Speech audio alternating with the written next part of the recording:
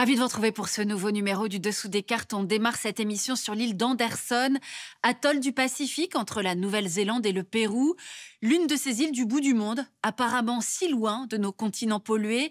Une île inscrite à la fin du XXe siècle au patrimoine mondial de l'UNESCO pour la blancheur immaculée de ses plages, la pureté de son écosystème, avant qu'on la découvre jonchée, souillée par des déchets échoués, la plupart en plastique, après avoir traversé différents espaces maritimes de la planète et avoir été entraînée ici par les courants du Pacifique Sud. Alors, parce que cette île nous raconte les effets dominos de nos pollutions, on a voulu vous proposer un tour du monde de nos déchets, comprendre nos interdépendances en la matière. En commençant par cette précision, il existe plusieurs catégories de déchets, les déchets agricoles, les déchets industriels et commerciaux, et enfin nos déchets ménagers auxquels nous allons principalement nous intéresser. Sortons nos cartes. En 2018, le volume total de ces déchets s'élevait à 2 milliards de tonnes selon la Banque mondiale. Ils proviennent essentiellement des logements privés, des locaux professionnels, bureaux, commerces, et des établissements collectifs comme les écoles ou les maisons de retraite. Sur ces 2 milliards de tonnes, 44% étaient constitués de déchets organiques, 17% de papier et carton, 12% de plastique, 5% de verre et 4% de métaux. Et sur ces 2 milliards de tonnes, seulement 16% ont été recyclés. 40% sont partis dans des décharges pour être enfouis ou incinérés et 33% ont été entreposés dans des décharges à ciel ouvert. Cette faiblesse du traitement des déchets a évidemment des conséquences dramatiques pour l'environnement. Pollution des sols et des nappes phréatiques par différentes substances chimiques, émissions de gaz à effet de serre liées à la décomposition ou à la combustion, près de 1,6 milliard de tonnes d'équivalent CO2, soit 5% du total des émissions, un chiffre supérieur à celui du trafic aérien.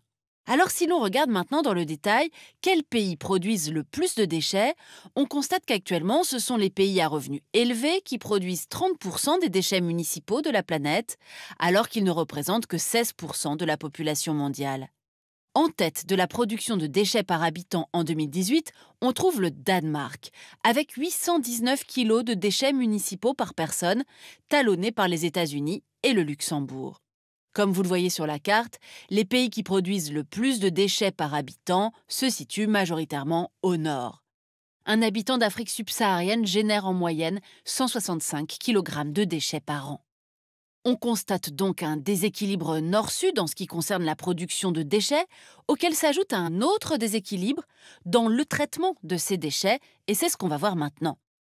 Dans les pays occidentaux, 40% des déchets sont enfouis, 20% sont incinérés, 10% compostés et 20% recyclés. L'Union européenne fait partie des bons élèves, la quantité de déchets recyclés étant, entre 1995 et 2020, passée de 87 kg par habitant à 241 kg. Mais les écarts entre les États membres restent importants, comme vous pouvez le voir sur cette carte du taux de recyclage. L'Allemagne étant la plus efficace, avec plus de 60% de déchets recyclés, la France à près de 47%, légèrement sous la moyenne européenne.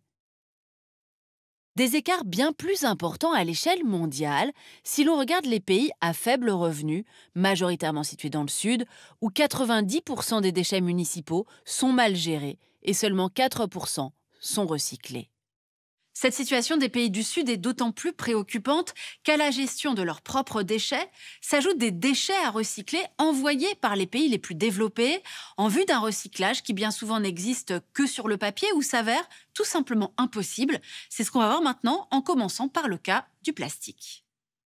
Le cas des déchets plastiques est particulièrement préoccupant parce que la production de produits plastiques est passée de 1,5 million de tonnes en 1950 à 367 millions en 2020. Et sur l'ensemble de ces rebuts plastiques, seuls 15% sont recyclés, 25% incinérés et 60% stockés en décharge. Dans ce dernier cas, beaucoup finissent ensuite dans les océans. Une situation conduisant à l'apparition de véritables continents de plastique dans certaines régions océaniques qui mettent en danger la faune et la flore. Le pire étant peut-être à venir, car une étude récente montre qu'une fois réduits en microparticules, ces plastiques se déposent au fond des océans où ils arrêtent de se dégrader une fois enfouis dans les sédiments. Au début des années 2000, les déchets issus du plastique ont massivement été exportés par les États-Unis, le Japon et une grande partie des pays européens, pas si bons élèves au final sur le recyclage avéré de leurs déchets, le tout principalement vers la Chine.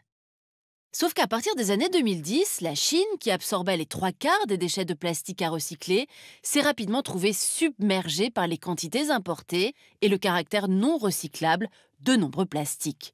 Pékin a donc décidé, en 2018, de quasiment stopper net ces importations de plastique usagé, poussant les gros exportateurs à trouver de nouveaux débouchés vers des pays moins regardants, notamment la Malaisie ou encore la Turquie.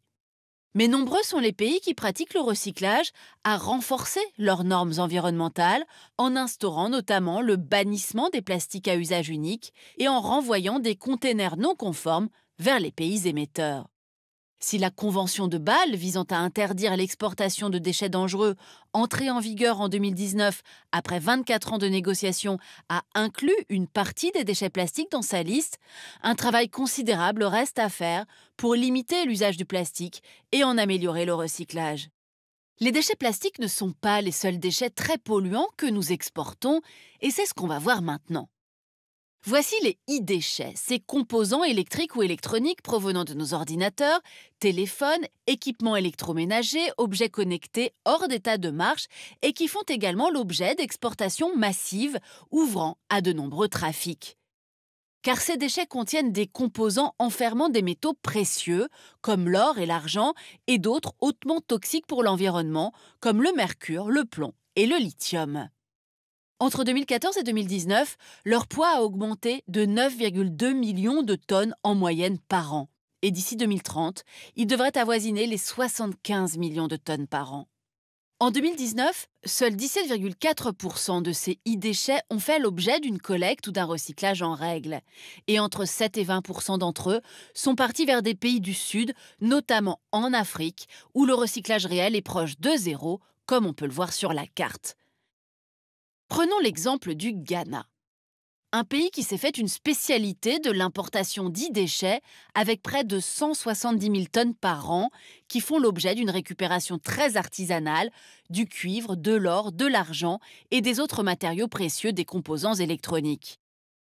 Un tiers de ces déchets étaient acheminés vers la décharge d'Agbogbloshy jusqu'à sa fermeture récente, où leur traitement entraînait de nombreux cancers, malformations congénitales et altérations du développement de l'enfant chez les 80 000 personnes qui résidaient à proximité. Le Ghana, en passe de devenir un véritable pays poubelle, s'est par ailleurs également spécialisé dans la récupération de vêtements usagés. Chaque année, c'est ainsi plus de 58 000 tonnes qui arrivent sur place et permettent à près de 30 000 personnes d'en tirer des revenus. Sauf que 40 à 70% de ces vêtements usagés sont en trop mauvais état pour être revendus ou recyclés et finissent dans cette décharge d'Old Fadama où ils forment une colline de déchets de plus de 20 mètres de haut. Les conséquences environnementales sont évidemment terribles, fumée de combustion des incinérations sauvages, ruissellement des eaux et rejet de toxines à la mer qui empoisonnent les poissons et les populations qui s'en nourrissent. Voilà, pollution, taux de recyclage insuffisant, exportation des déchets du nord vers le sud, vous l'avez vu, le tableau est bien noir. Pourtant, il existe quand même des solutions pour tenter d'enrayer cette spirale infernale de surproduction de déchets. La première est tout simplement d'en limiter la production, avec, vous allez le voir, des technologies innovantes pour les recycler, mais aussi avec des mesures contraignantes. Et la Corée du Sud fait dans ce domaine de la gestion des déchets figure de pionnière. Ainsi, à Séoul, les contribuables sont désormais taxés en fonction du volume de déchets qu'ils produisent. Ils doivent les peser lorsqu'ils les déposent dans les poubelles. Cette mesure aurait permis de réduire de près de 50 000 tonnes le volume de déchets alimentaires de la capitale en l'espace de 6 ans. Et entre 1995 et 2019, la Corée du Sud est passée de 2% de déchets alimentaires valorisés en biogaz, engrais ou nourriture pour animaux à 95%. Ces mesures restrictives de production de déchets s'articulent avec des innovations technologiques. Prenons la direction du Kenya, où le bannissement des plastiques à usage unique s'accompagne d'un pacte national pour soutenir les projets innovants comme celui-ci. L'entrepreneuse Nzambi Maté, qui a réussi à transformer 20 000 tonnes de déchets plastiques en pavés 2 fois plus légers et 5 fois plus résistants que le béton. En Inde également, le plastique recyclé entre désormais dans la composition du revêtement de 30 000 km de route grâce au chimiste Rajagopalan Vasudevan. Et en Australie, c'est à des robots qu'on va peu à peu confier la tâche de récupérer l'or, l'argent et le cuivre contenus dans les téléphones, téléviseurs et autres équipements électroniques pour recycler les e-déchets de manière propre et sans avoir recours à des exportations vers le sud. Voilà pour ce tour du monde de nos déchets et les effets dominos de nos pollutions. Nous avons fini cette émission en étant du côté des solutions.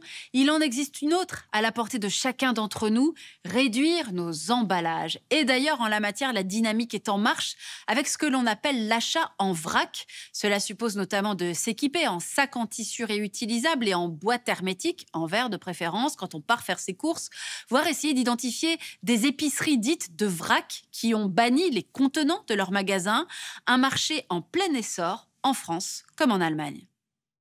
Pour aller plus loin, ce livre tiré d'une exposition organisée par le MUSEM sur les grands enjeux écologiques qui se posent aujourd'hui en Méditerranée. Ainsi s'achève ce nouveau numéro du Dessous des cartes. Rendez-vous bien sûr la semaine prochaine, même endroit, même heure. Et d'ici là, n'oubliez pas notre site internet arte.tv sur lequel vous retrouverez l'ensemble de nos vidéos. À bientôt.